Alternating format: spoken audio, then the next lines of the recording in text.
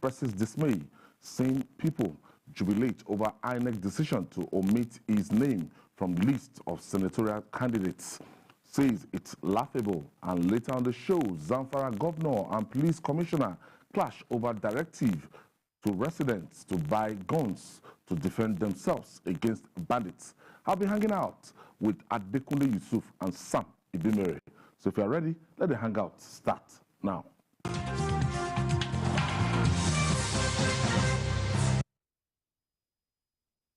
Thank you for joining us. Now, in our country, Nigeria, public office holders hardly resign from their appointments. So, resignation of the Chief Justice of Nigeria, CJN, Justice Ibrahim Tanko Mohammad, from office came out of the blues.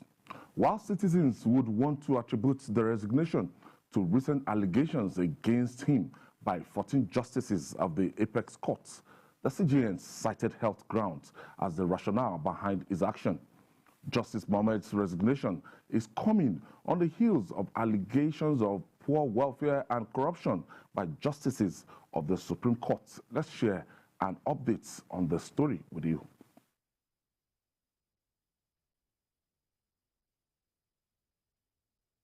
Okay, Sam, immediately I got wind of that story, so I just went back into my the drawing board. So I now listed Kayode Ariwola, Datijo Mohammed, and Kudirat Kekerekun. So it was my big uncle, Ebun Adegburu ICN, that actually corrected me. Yeah. He said, Ayo, it is. Yeah. By hierarchy, the most senior person is the person that's going to become the acting CJN. And he told me that, look, that is the practice and everything. I thought it's just the NJC will have 3 lists, give to Mr. President, and Mr. President will now cherry pick. So now it's by hierarchy. And next in the hierarchy, after the retirement of Justice Mrs. Odili last month, it's automatically Kayode Ariwola. Yeah. Well, interesting developments within the judiciary. The news of the CJN's, the former CJN's resignation came, out of the blues, as it were, on a Sunday. You don't expect things like that to happen when some of us are supposed to be in church and all that. I can't remember any CJN that actually resigned. Yeah. Well, the man before him, Onohe,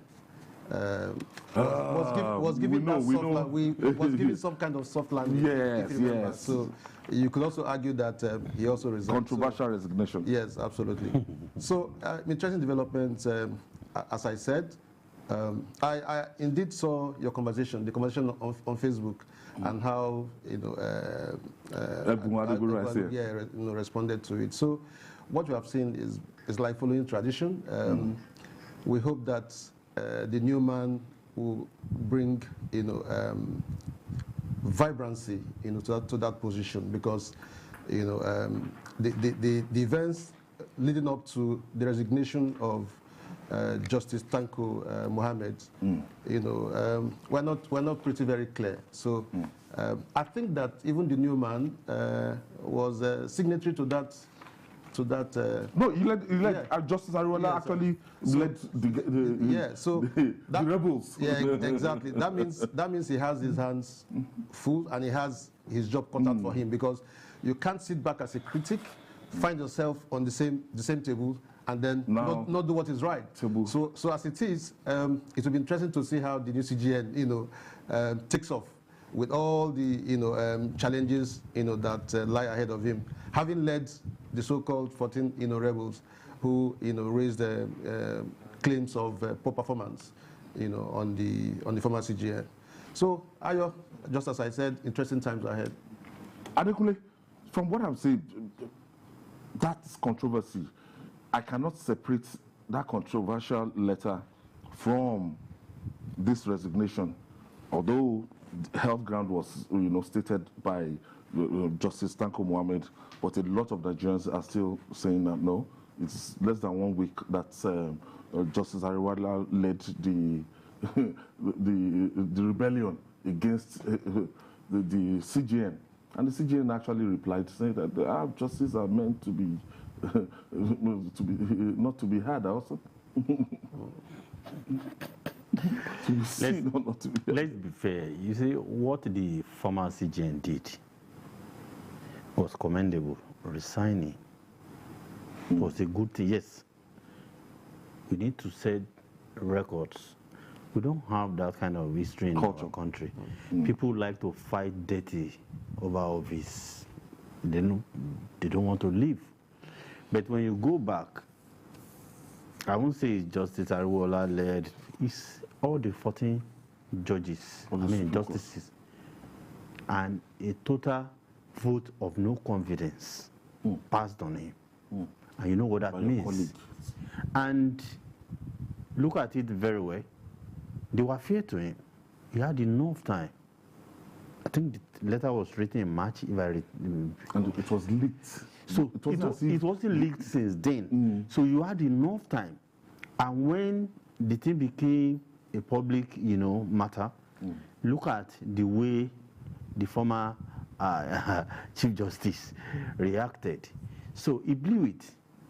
But I said, let's be fair to him. He's been battling with some health challenges, just like maybe every other person. So if he said it's on health because of health, let's believe. But the truth is, he's leaving the judiciary at a time when things are thoroughly bad.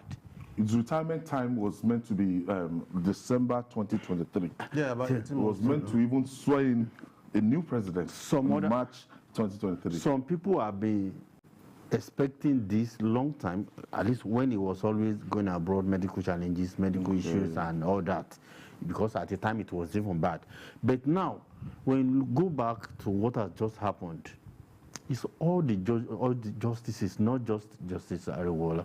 Your name may have confessed, but all of them signed. They defied, in Nigeria, we do things, Igbo, Yoruba, Hausa, and all those things. They defied all that, all of them. They didn't remember one is Igbo, one is Northerner, one is Muslim, one is, as we love to do in our country. So they all rose against him. And unfortunately, when he would reply, he messed up the opportunity. He now started lecturing your colleagues. Oh, we are meant to be saying, we are not meant to be hard, we are meant to be doing. No. He messed up a wonderful opportunity. You see, it doesn't take a Nostradamus to think that this day will come. The Nigerian judiciary has been a cesspool of mess, corruption. Believe me, the remaining 14 justices are not any way better than the immediate CJN. Let's be honest. Let's just take it. The system, no, that is it. You can't substantiate. I'm not saying they are corrupt. The system, are they not all justices? Yes. You understand me? So no one has been able to prove that this man stole any money. So nobody should think like that. But we are talking about, I think it's about the system being dysfunctional. And then you being incompetent in handling certain situations. That's it. Okay, Sam. Now, if you look at the composition of the NJC is just so lopsided. A lot of people, they've been complaining about the NJC. Now, the CJN is the chairman of the NJC. Right. And the CJN has the prerogative, is meant to appoint like 70% when you see the composition of that NJC.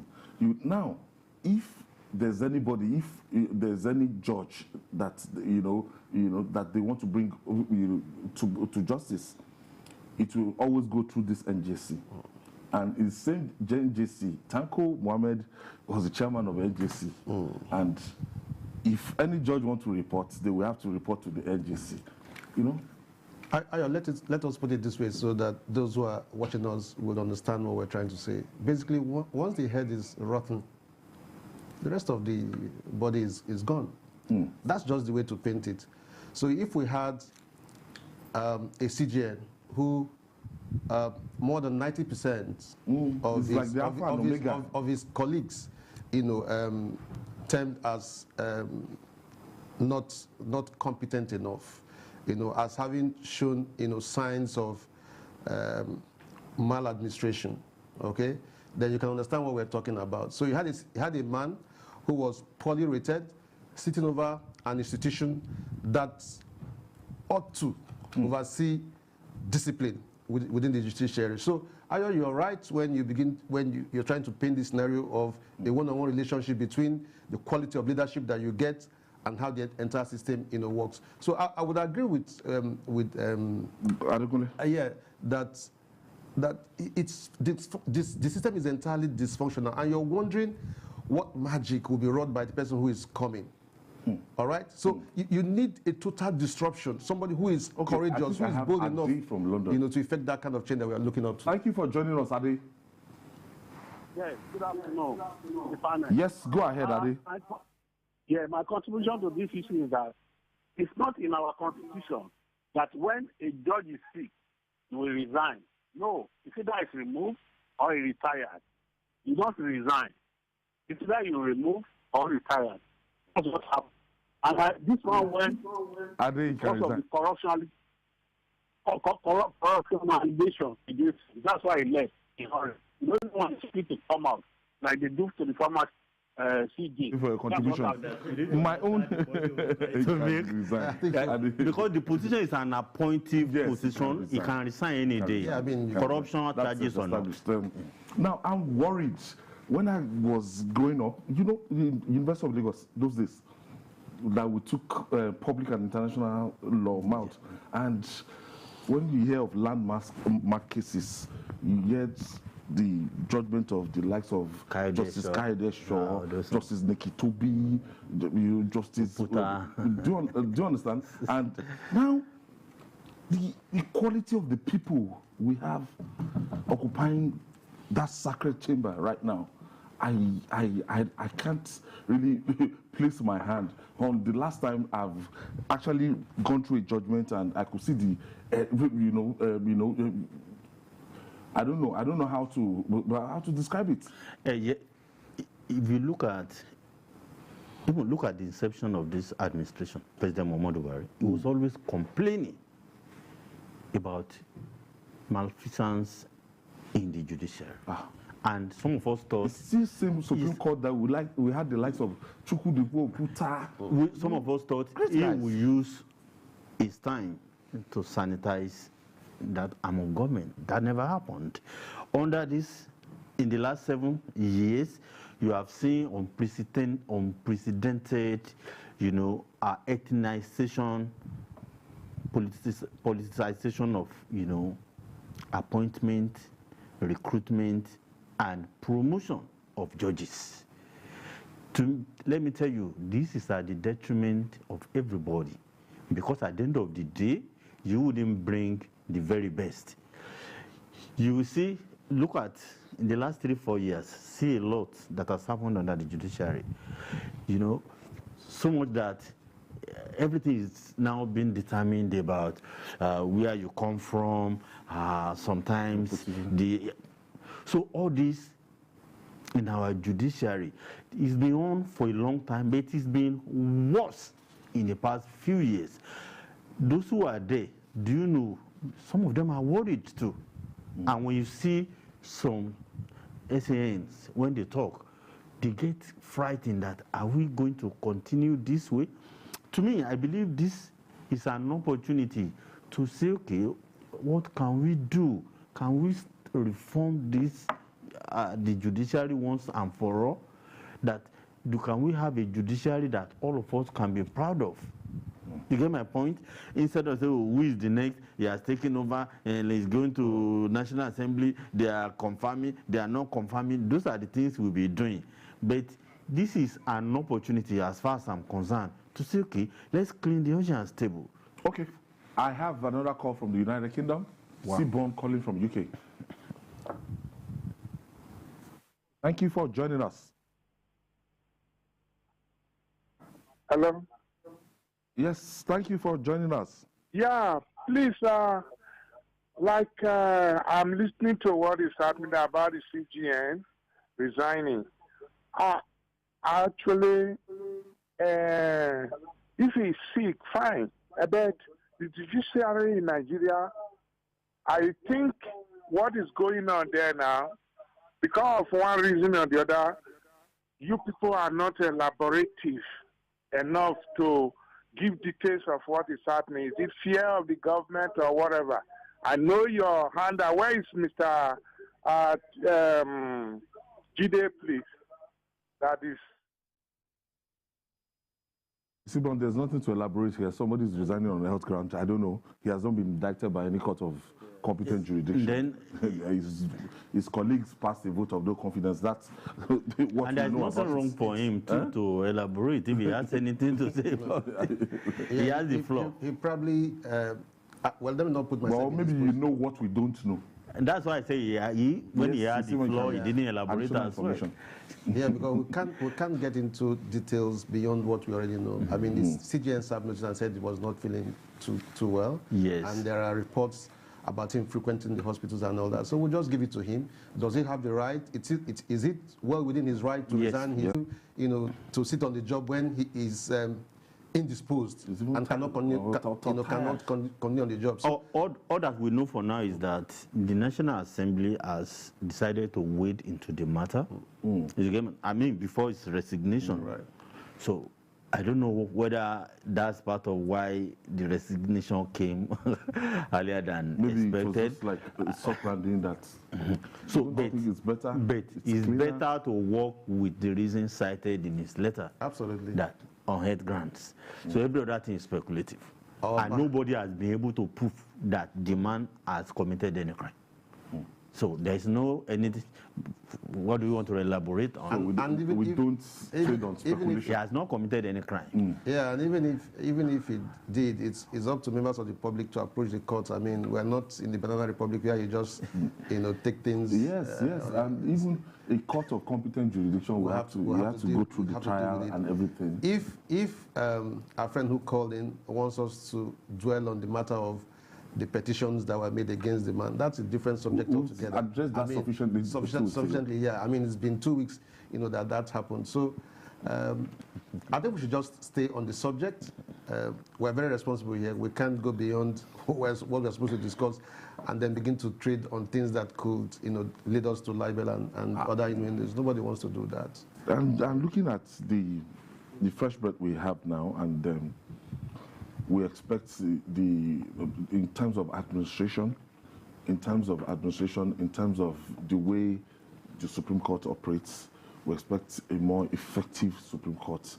Now, if somebody is having health constraints, that might even affect his total inputs, the outputs, the way he administers. How you supervise. Yes.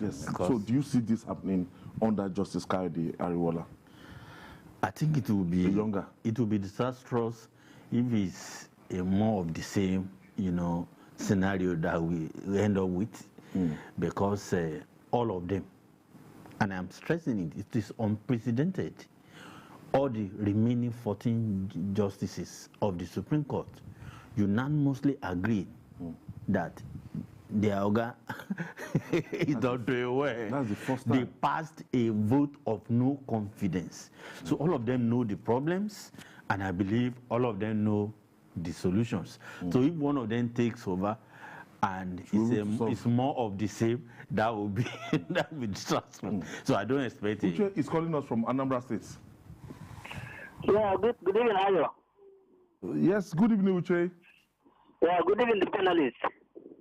Good evening, sir. Yeah, this is Cites calling from Anambra. I think we have to learn a lesson from this.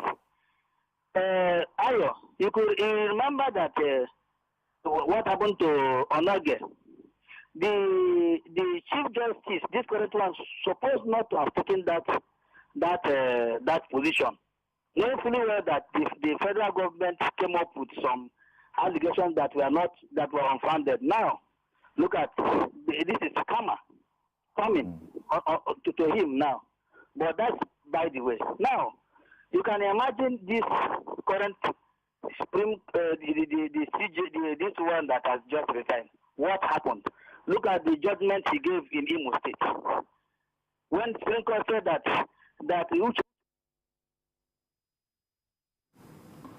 Thank you. I don't think we should dabble into the judgment of the Supreme Court. Well, that's the apex court. That's the apex court. Yeah.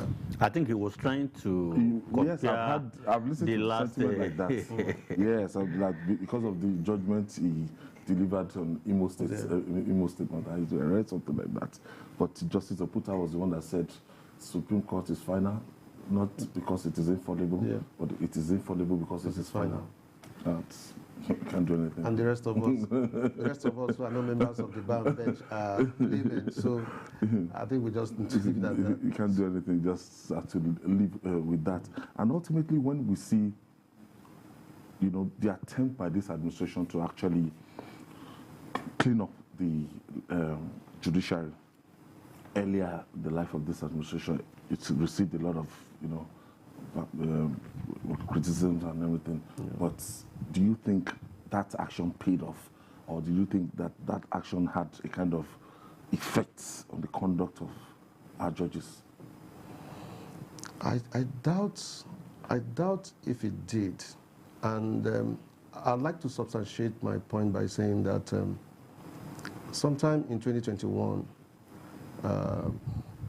the now former CJN, at the iftar dinner, the president, had with justices, of the Supreme Court. I mean, I think some other judges too. Justice Tanko Mohammad was quoted to have said that he cannot remember, the president, and I'm referring to President Muhammadu Buhari, as requesting of any favor, from judiciary. Again, that's like giving a clean bill of health, saying, look, we have always been independent. But the question we want to ask ourselves, can that claim be entirely correct, that this government, in its 7-year period, never made any attempts, to make the judiciary, or make the judiciary an appendage of the executive. Again, that is arguable. So, looking back at the attempt that was made, at the inception of this administration, I doubt if we have had any radical reforms, within the system. Yes, we have had calls made about the former CJN saying that, or trying to punish judges who were giving conflicting ex parte orders, or assuming jurisdiction over cases that they ought not to, that are not in their purview and all that. Beyond that, I can't fathom any radical, developments, within that sector. We still have cases, allegations, of, judges dabbling into, acts of corruption and all that. So, I think there's a lot of work to do. Those who have raised concerns about the performance of the man who had just left now have the job, trust on their laps. And I think that, given the benefit of insight, they should be, better placed to do a more decent job. So Nigerians are eager to see what will play out in the days ahead. I don't see any, very radical, developments within that. Yes, judiciary is the hope of the common man, but then we've had cases where, big men gets, sentenced, and then members of the ruling class give them clean bill of health, and they just walk back. So you just wonder if, the intelligence of Nigerians are being, played upon and all that. All right. We'll take this break. When we come back, we'll talk more. It's still Journalist Hangout. Please stay with us.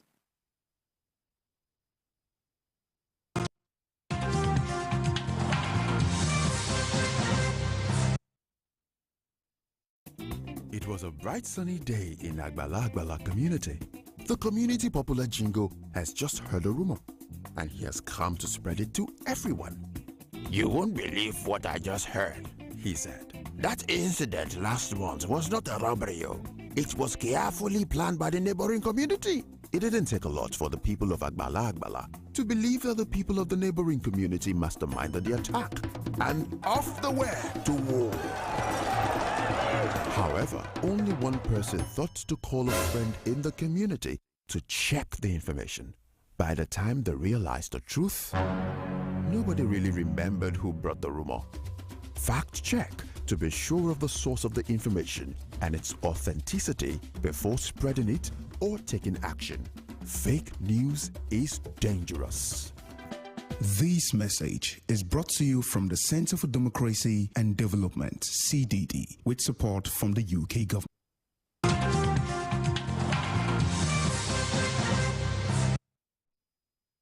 This is journalist Tanga. Thank you for staying with us. More reactions have continued to trail the release of the list of the candidates for the 2023 elections by the Independent National Electoral Commission, INEC.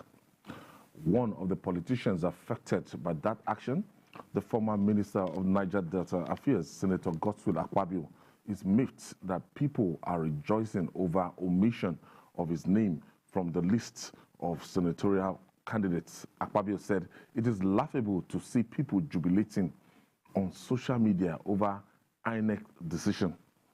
Adekule Yusuf, I don't understand this. Maybe let's go back and talk about it. Some of them that are complaining now participated in the presidential primaries of their parties. One of them is Lawan, the Senate president. Akpabio bought forms. I didn't remember whether he went. He was part of it. So at the end of the day, He stepped down for Senator Bola Tinubu. and so he participated. That's what it means. By the timetable of the APC, May 27 senatorial primaries across Nigeria. Then a week later, I think June 7 to presidential primaries.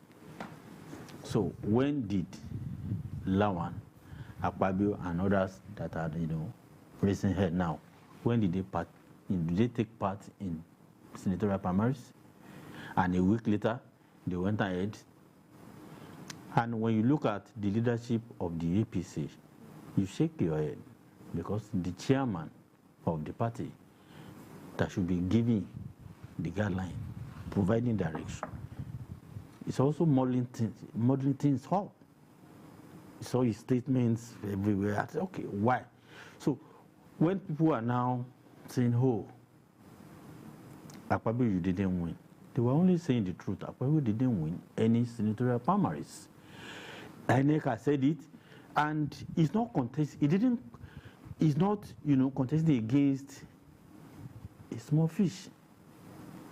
The man that won was a former DIG. So it's not, you look for a school dropout to hold the form. If you go to Yobe State. Was the man a placeholder for Akpabio? No. No, there was no placeholder. A DIG, a former DIG, to be a placeholder for who?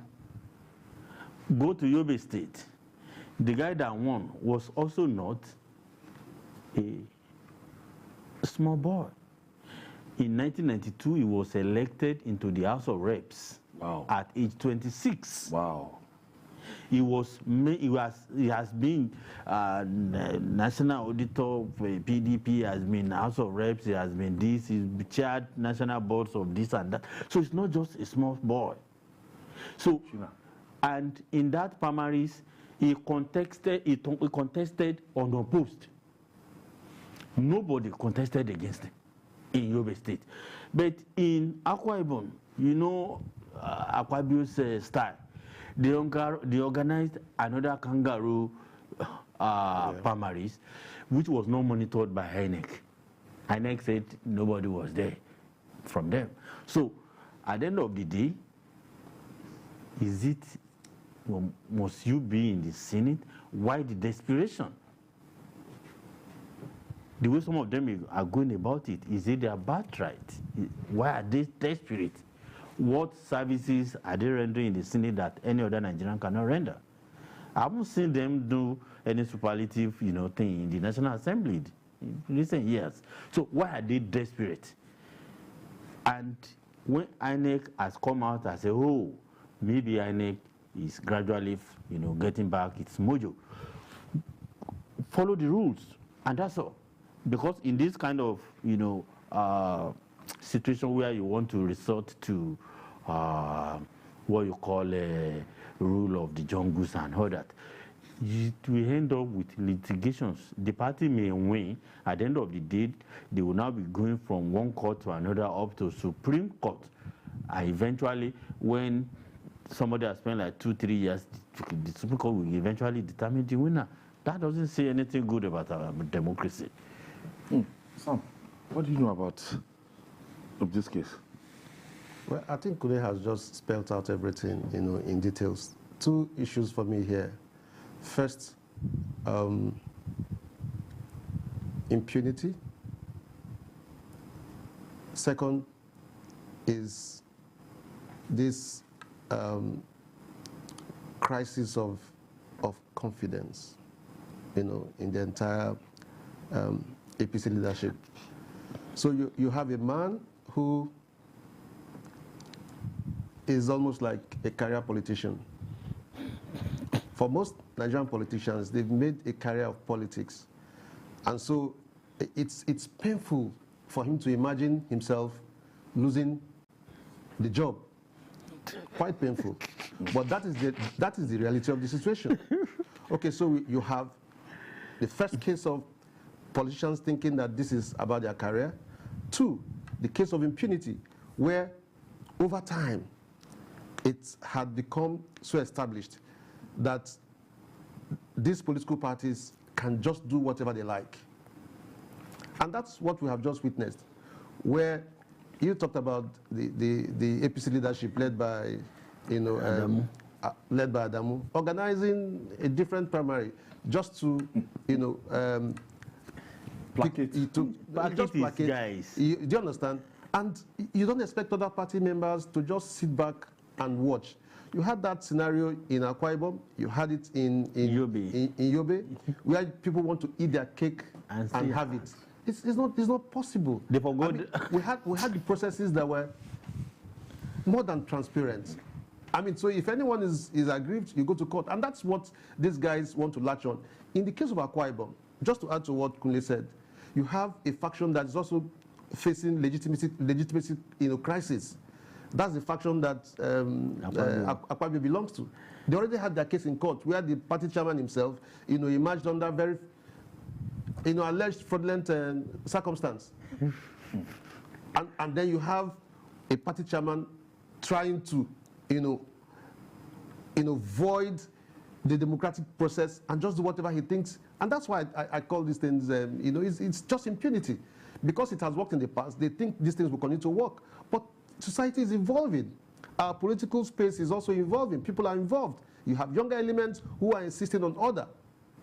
So these guys can't eat their cake, can't have it. They knew what they were going into. You want to run the presidency. So if you won, you then also probably ask your own man or your own surrogate to run. The same thing happened in Ebonyi State.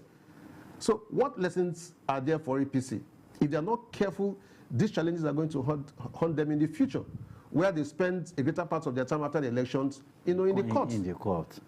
And Ayo, I think they should read the moods of the nation. People are losing confidence in the leading parties in this country. And that's because of the kind of examples we see of how they've been able to manage their internal crisis. It doesn't give anyone hope. I mean, if you run small organizations that way, how do you intend to run the bigger organization, which is Nigeria? Nigerian project is just too big for us to, treat it with levity. Okay, I have Hassan from Lekki. For the retired justice of Nigeria, look, it is better for him the way he left. The allegation is too weighty for him and for those people at that level to make such allegation. Look, remember, the justices of Supreme Court, you understand, they are not kids for them to make an unsubstantiated allegation. It's better for him to leave so that there will be sanity. It's a systemic problem. Everybody knows about it. It's not about sentiment or anything. It's better the way he left so that there will be sanity in the system. Secondly, about the former ministers, former presidential aspirants coming back to eat their cake and have it. I don't think that should continue in our democratic space. You contest for president, you should be consistent with your content, not to take the list. You went for presidency, and you stay there, be principled. The issue of coming back where you did not contest and now trying to occupy this place is so right. Common sense is so common. Good evening. Thank you, Asad from Becky. Not forgetting that I wanted to ask, there's the turnover of the number of governors after serving their 2 terms that want to end up in the National Assembly, and Mr. Akpabio falls into that category, 2-time governor of Akwa Ibom.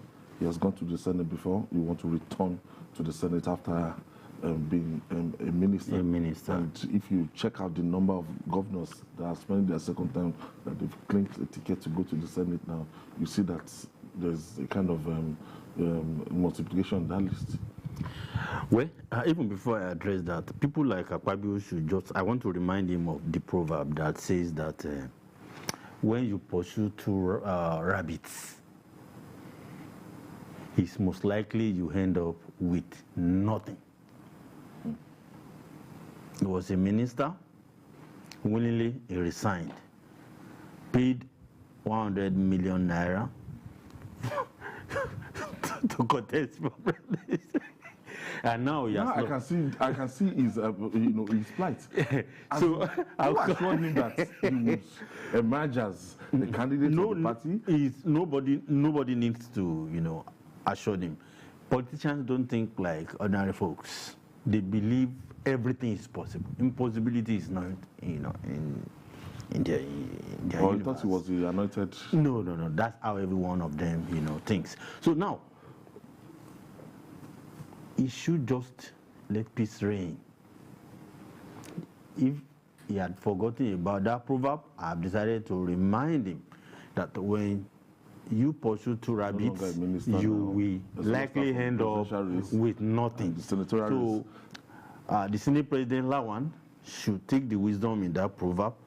Our Akpabio should also do the same thing. Now back to issue of former governors going to the Senate. Please tell me who has been an outstanding former governor and that is now serving as a minister in the Senate. They just look at it like this center you have in Noshodi, where they call Harming Resettlement Center. So they're now turning the National Assembly to former government resettlement center. And Nigerians indulge them. They call that the NAFRIC. I don't know what we call. I don't know what we call our Senate. Who among them? Akpabio was there before. Tell me, what outstanding thing did he do? He was an uncommon governor, no doubt. Yeah. But he was. I don't want to use terrible words. He wasn't outstanding as a minister. He wasn't outstanding as a lawmaker. And when he was a minister, what did he do that any Nigerian can say he's proud of his service? Nobody. The corruption that dogged all the agencies under it. What happened? One laughable thing to another, from ridiculous to whatever.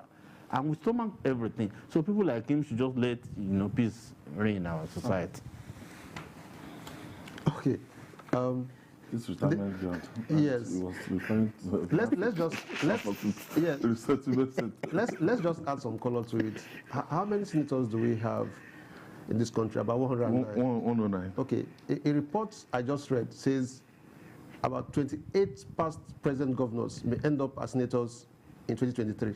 Do you understand? So yes, 28. So I just like to paint it vividly. 36. So chances are that you are going to have 28 former governors if they win the elections back to National Assembly. You have the watches. And then Kule says, can you just do an honest review of the performance of those we have had there? Nothing outstanding. In fact, those you can say have been quite prominent in terms of their contributions are not you can't point them out. Do you understand? So we have a problem where our leaders who have been You through the can't think states. of anybody like Senator Inaya Baribi. Do you understand? Do you understand? Somebody of that stature in the Senate. What we have there, like Senator Smart Adeyemi, contribution. Yes. It's like a parapet kind of thing. You know, people just get in there. You go there to sleep. Now you talk sleep. So we can't lay hands on that special contribution that has been made, apart from all of them, you know, desiring to end up in National Assembly, because it's a comfort zone, as it were. You just go there. How many times do they attend meetings? And at the end of the month, you pocket how much? A lot of millions. Do you understand? Without sweating. They're rich already. Nothing special. These governors are so rich men already. things will have to change. We need we need to disrupt the system in a manner that people just don't go there, sit and at the end of the month pick money for not doing anything. We see them sleep in the course of plenary and all that. Just too many examples to point at. So people should not just come here and try to impress us and give the impression that walking through the party leadership that they can do whatever they like and all that. People are watching. If they are smart enough, they should feel the temperature of our political environment. Something is going to give. Let them not. Something is going to give. Nigerians are demanding accountability. So what is happening in the social media is for somebody like Akpabio to feel the pulse of the people. You should just think that he's feeling the pulse of the people. People are not happy. And finally, desperation most times is a mother of extraordinary actions. Now, the desperate need to tackle rising insecurity in Zamfara state has prompted the state governor, Bello Matawali, to call on citizens to get arms and protect themselves. Following the call, the state commissioner of police, Ayuba Elkan, stated that the police have stopped giving licenses to citizens who wish to bear arms. Elkan said ban on firearms is still on, despite the new directive by Governor Matawali. So we are back to square one. Matawali is the chief security officer, On paper. Matawali On paper. of Zamfara State, and Governor Matawali should know that it's under the exclusive right of the federal government, of even a constitutional directive that the security of lives and property shall be the responsibility of the government. Now, a lot of people will say, because of the desperate situation they found themselves, that look, people should not cede their security to government since government has failed. That's what Matawali is trying to say, that guys, if you wait for this government, look, you might not be helping yourself. That do something yourself. And he directed the commissioner of police to start licensing firearms. You see, when I tried to review the situation in Zamfara, join it with what we are having in Kaduna, Benue, and other places, and the response we've got from the leadership, believe me, it is just a manifestation of the kind of leadership Nigerians, have been subjected to. Poor leadership. Because number one, Matawali himself has passed I say vote of no confidence in his own leadership. That we have failed. It's an admission that he, as governor of that state, has failed. Because the very first responsibility of any government is security and welfare of the people. You have not been able to guarantee security. And in this climate, when our politicians love the halo of office far above the responsibilities that the office carries, they can never resign. By what that statement, maybe in his more, organized climate, people will call walk away. No, people will call for his resignation. But he didn't do that.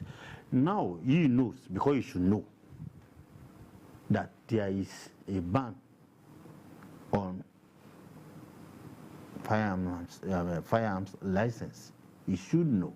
But he's giving directive that his government will even help the citizens, which, instead of throwing our hopes in helplessness, we need to do more, because the solution is putting on the table is a direct invitation to anarchy, lawlessness. Already there's lawlessness in a state. There is total breakdown of law and order, but making it worse shouldn't be the job of a chief executive officer of a state. So you call him the chief security officer. Okay. I said that's on paper. Because if he had appointed the commissioner of police, maybe they would have discussed this in private, and the man would have done. So now, if it's truly what you call him, the commissioner of police will not have, they know it's not possible. You get my point? But I align totally with the commissioner of police. I will never support an invitation to, anarchy. Just like, but it's not only in Zamfara. We've seen cases like that in Katsina, that the governor is coming out openly. Yes. Telling people that you see the situation like that in Benue. I don't know whether Kaduna. So when you look at some of these places, it's all a manifestation of what you call minimal governance or minimal leadership or absolute incompetence that is happening in the leadership space here. And over the years, people are dying like fowls, and we have not been able to stop it. And some of our governors, I think they are able to bear it anymore too. And I say, okay, let's quickly resort to anarchy. This is unacceptable. What do you make of this, Sam? Very troubling. So first, we can tie all this to failure of our national security architecture. Two, have we not on this forum repeatedly said that even if you don't describe Nigeria as a failed state, that some of its federating units can indeed qualify as failed states? Zamfara is a clear example. There's nowhere in the world that a governor wakes up and issues this kind of directive and then you assume that all is well. Zamfara is in deep crisis. There are certain words I don't want to use here. And it wouldn't be the first time that a leader in that category is asking that citizens should take up arms. Across most parts of the north, some time ago we had a one-time retired Army General, T.Y. Danjuma, ask people to take up arms. In Borno, the governor has repeatedly said, look, we can't deal with this alone. We need intervention and all that.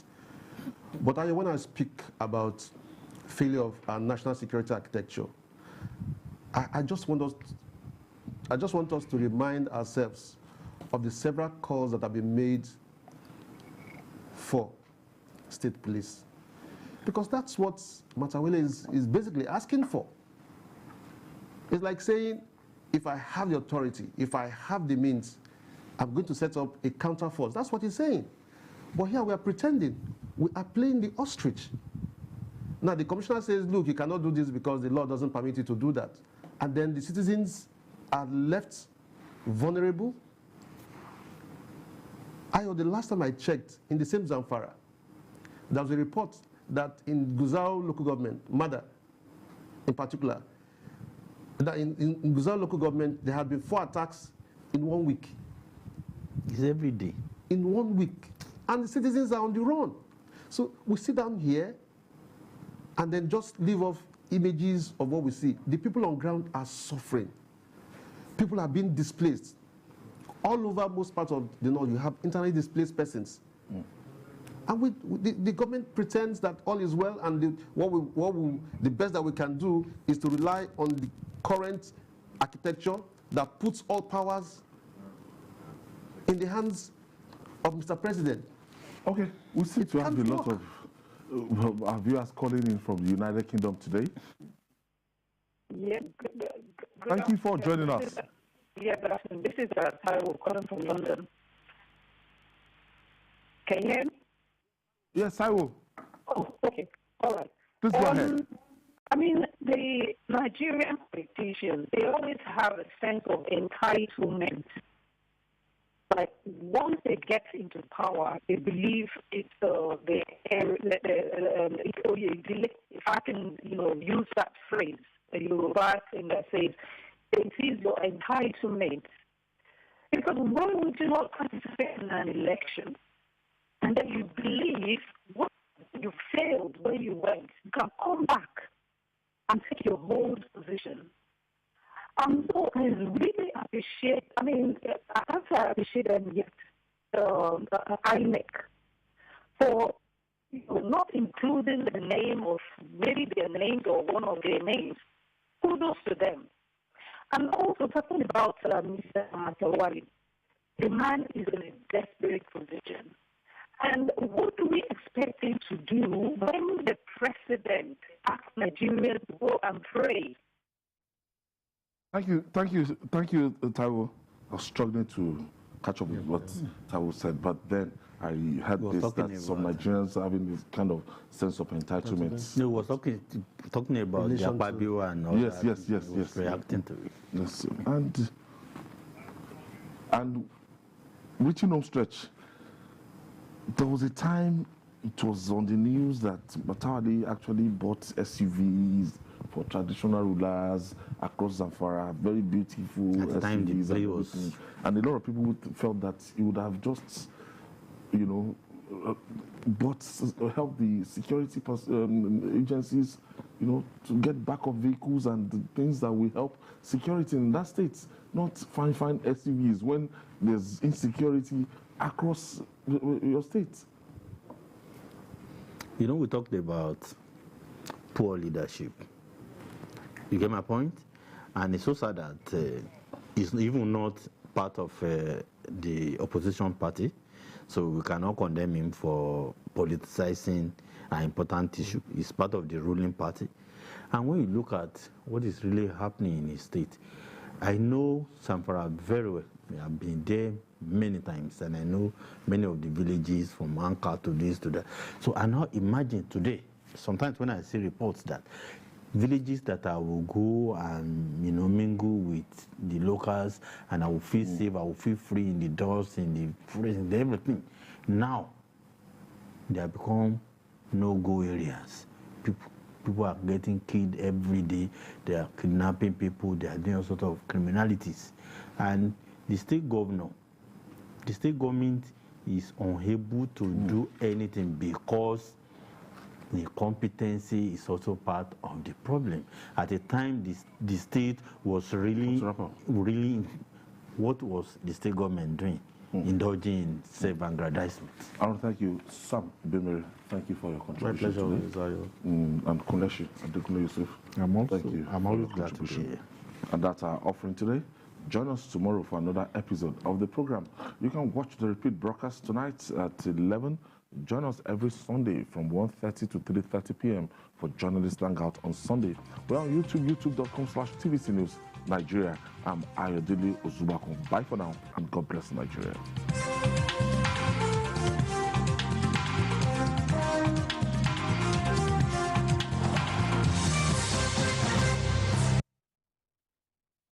The following is a paid presentation by ShopX TV. You're watching ShopX TV, home to some of the most popular international brands in Africa, including Papa Chef, MyFit Jeans, Genie Bra, the Power XL Air Fryer, the NutriBullet, and more.